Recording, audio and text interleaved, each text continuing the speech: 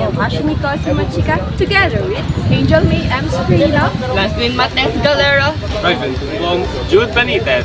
and we are the Study Hub number 3. Co-teachers, today we are going to tackle or discuss the learner psychological principles. Are you ready to learn? Yes, sounds interesting. Aba? Aba, syempre So po. there are 14 principles that group into 5. So, namely it is the cognitive and metacognitive factors, the motivational and affective factors, developmental and social factors, individual differences factors, and lastly, the legal and policy framework and learner-centered teaching. So first, we have the cognitive and metacognitive factors. So under cognitive and metacognitive factors, we have the nature of the learning process. So anyone, do you know what is the nature of the learning process? It is how we learn and acquire new knowledge or skills. That's right. Yes, definitely. It is how we learn and acquire new knowledge or skills. So learning is a complex process that involves taking on information, processing it, and then using it to understand or do something. You agree? Yes. Yes. So, Because from the word itself, nature, which means the everything that has life, like us human beings, we have these abilities to learn. So that is the reason why it is connected to the nature of learning. that's right. Thank you very much. Second, we have goals of the learning process. So when we say goals of the learning process, it is about goals of learning and says that successful learners can develop a clear understanding of what they are learning with help and guidance. This means that with time and support, they can create clear and organized knowledge in their minds. Do you agree? Yes, exactly.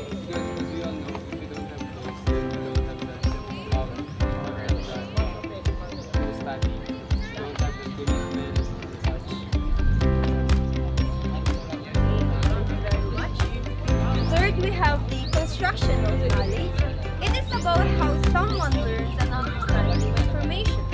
This ability to connect new information with what you already know helps you learn and remember it better. It's like building on what you already know to make learning easier and effective. So next, we have the strategy thinking.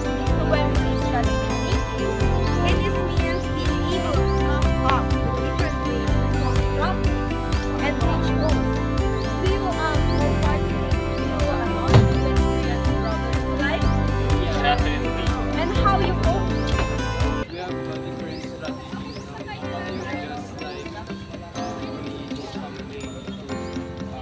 you know the coping mechanism. Like if you do something, so forget or like Can you just give an example of your coping coping mechanism like watching TV or watching K-drama. How about you, Lance? My coping mechanism is by sleeping or playing online games. Exactly. So in addition, just like how a chess player plans their moves ahead of time to win the game, successful learners use different strategies to understand and learn difficult topics. That is the strategic thinking strategy. So the fifth one, we have thinking about thinking. So do you have any idea what is thinking? I think it's about how to grab knowledge using our brain. Okay, so you have an idea? Other idea? It's how we think about our thinking process. So thinking about thinking, it is about or it is talking about how our brain use advanced techniques to help us think more creatively and critically. When we think about our own thinking process, we can improve how we treat and keep track of the mental tasks we are doing. Overall, by being aware of how we think and using advanced strategies, we can enhance our creative and critical thinking skills. And lastly, under cognitive and metacognitive factors, we have the context of learning. When we say context of learning, it is influenced by environmental factors, culture, technology,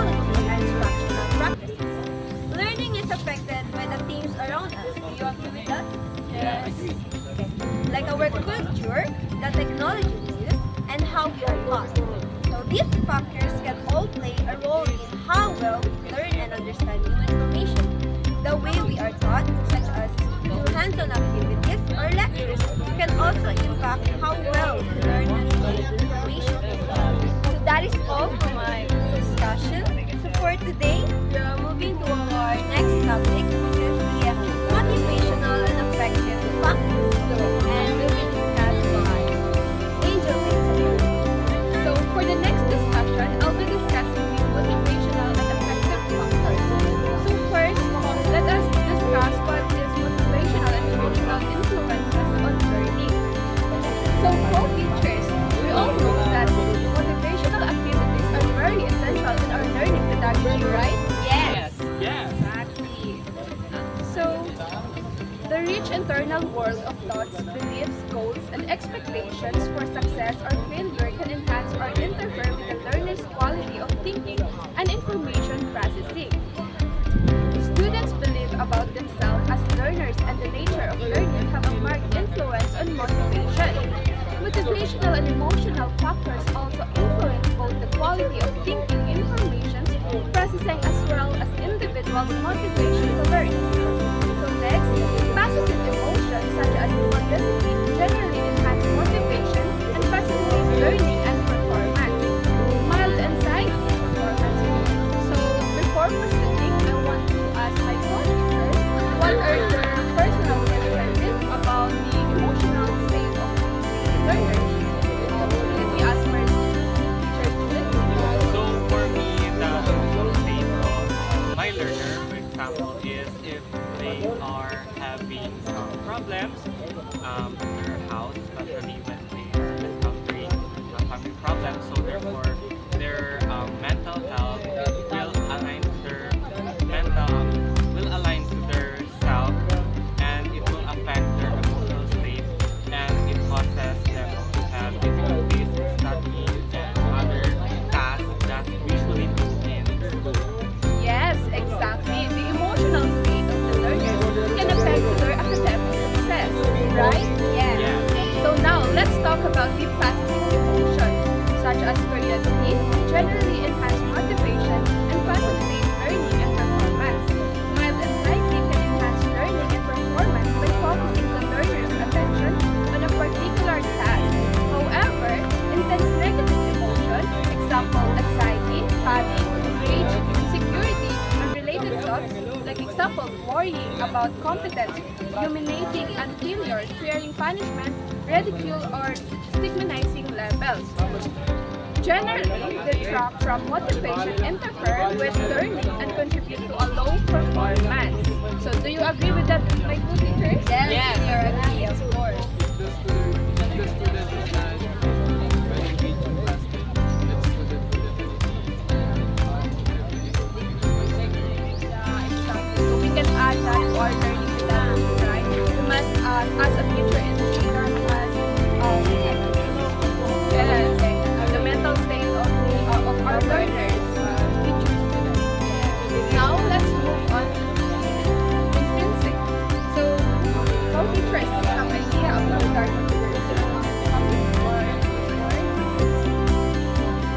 It was not in my vocabulary. Yeah, Can you share more about it? Answer for that. I'll be discussing it. Yes, perfect. Thank you, teacher. So when we say intrinsic, it's contribute to motivation to learn. Intrinsic motivation is stimulated by tasks of optimal novelty and difficulty, relevant to personal interest and providing for personal choice and control. So now, my co-teachers, do you understand what is intrinsic? Yes. Thank you very much for that information. So under intrinsic, we have the curiosity, flexible exercise. Thinking and creativity are major indicators of the learner intrinsic motivation to learn, which is a large part of function of the basic needs to be competent to exercise personal control. So when we say about motivation, it also facilitates on tasks that are comparable to real-world situations and meet needs for choice and control.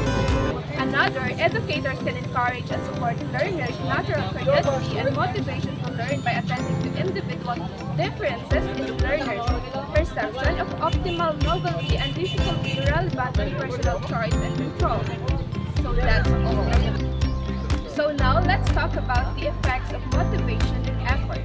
So acquisition of complex knowledge and skills requires an extended learner effort and guided practice. Without learners' motivation to learn, the willingness to exert this effort is unlikely without caution. So, in another term, effort is another major indicator of motivation to learn. The acquisition of complex knowledge skills demands the investment of considerable learner energy and sufficient effort with persistence over time. So, as a future educator, we must collaborate with our learners. Yeah. Because when we collaborate, we have unity. And with unity, we can divert every generation on our planet. That's Exactly. So educators need to be concerned with facilitating motivation and strategies that enhance learner effort and commitment to learning and achieving high standards of comprehension and understanding.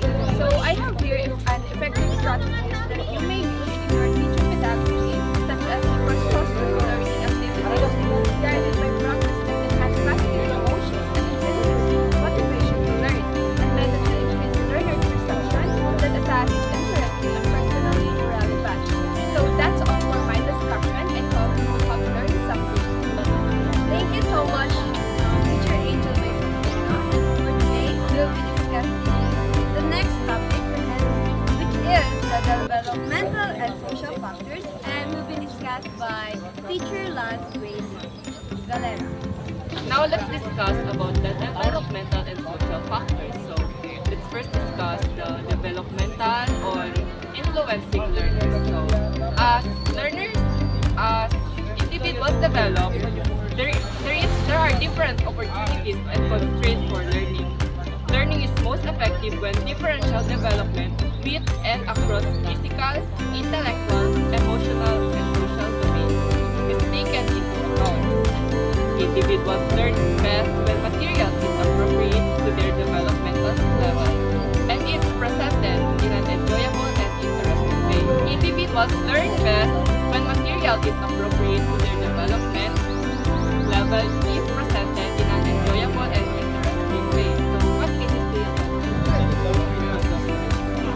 So we need to use the right materials to teach them so that they will more engaged and they will more appropriate to the students and they will learn effectively when they are using the right materials to learn. Relevant materials. Yes, so the cognitive and emotional and social development of individual learners and how they interpret life experiences are affected by prior schooling. Home, school, culture, and community factors, early and continuing parental involvement in schooling, and the quality of language interaction. So that's all. So now let's go to the social development on learning. So what is the name of the social development? We all know when we are dealing with education, there is something also who are using it and applying it to their from very social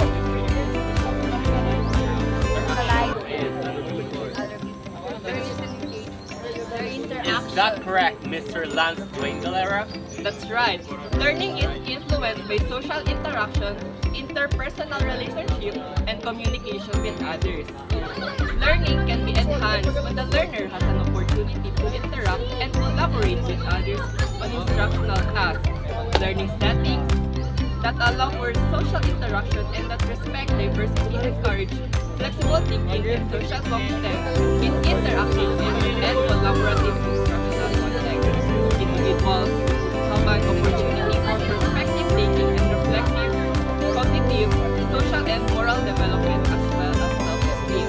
So, quality personal relationships that provide stability, trust, and caring can increase learners' sense of belonging, self-respect, and self-acceptance, and provide a positive climate for learning.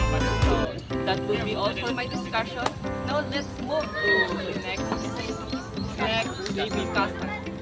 So the next is the individual differences factors and will be discussed by Mr. Ryben JC.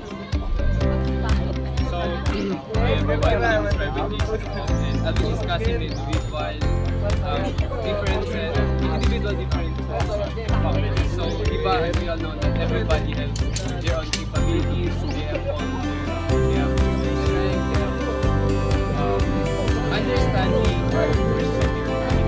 So, for the first one, the individual differences, we all know that the students have different approach or strategy when it comes to learning. They have different perspective when it comes to learning. They have how they study. So, diba, we have also different kinds of teachers also. We have specialists, we have also the perennialist teacher, we have the progressivism. So those types of teaching pedagogy that will enhance the students, they will teach the students to be more effective teacher and more engaging and utopic kind of learning classroom environment. So for the next one, we have the learning and diversity. Learning is most effective when differences in learning linguistic, cultural, and social backgrounds. As we all know, we have different kind of we have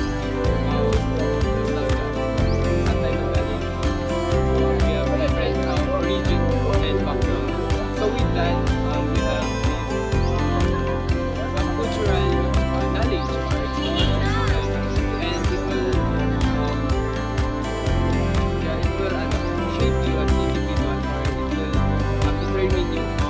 It will determine anybody with their background in life. And the same basic principle of learning, motivation, and effective instructions apply to all learning.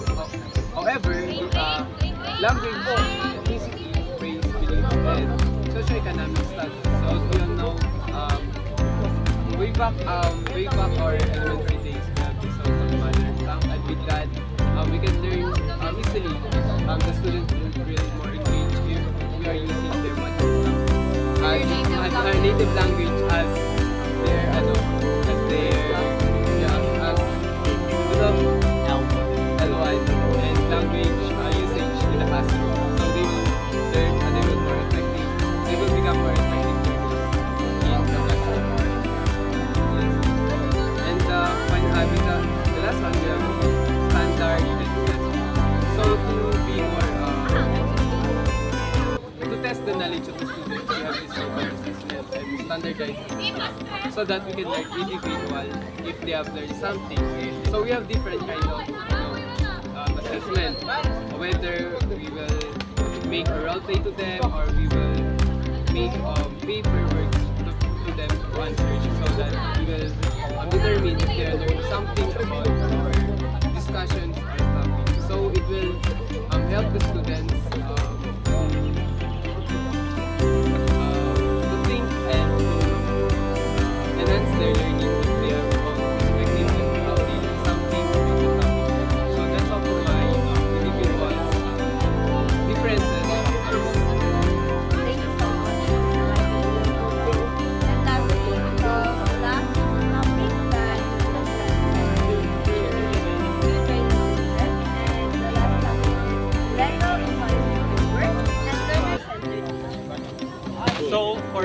So there are a law that is connected to the legal and policy for the learner-centered learning, which is the Republic Act number 10533, or entitled as Act of Enhancing the Philippine Basic Education System by Strengthening its curriculum and increasing the number of years for basic education.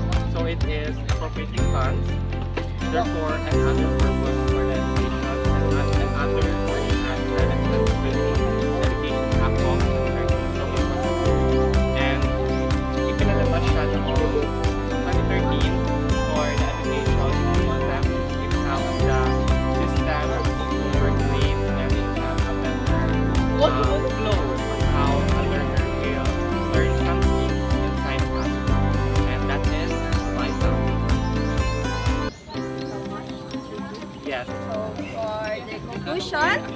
We have first is cognitive and metacognitive factors. This section discusses how people learn, set goals, build knowledge, use strategies, think critically, and understand their own thinking process. And we have the motivational and affective factors. This part explores how motivation and emotion impact learning. And we have the developmental and social factors. Here, the focus is on how age and social interaction influence learning. It looks at how a person's stage of development and interaction with others can affect their learning. And we have the individual differences. This section covers how each person learns differently, the importance of diversity in learning, and how standards and assessments play a role in education. And lastly, we have the legal and policy framework. This part discusses the laws, right? The laws and policies that guide education. So for today, we have learned about the different principles in learner-centered teaching. Yes, definitely. We learned a lot, especially. What is the first principles again? We have the cognitive and metacognitive factors. So on second, we have the motivational and the affective factors. So for the third one, we have the developmental and social factors. So for the fourth one, we have individual differences. And last but not the least, the laws for the basic education, which is the law and policy for the learning-centered approach, or some kind of, in a sense. That will be all for our presentation. I hope you have learned something from us. Yeah. Yes. Goodbye and have a nice day. Bye.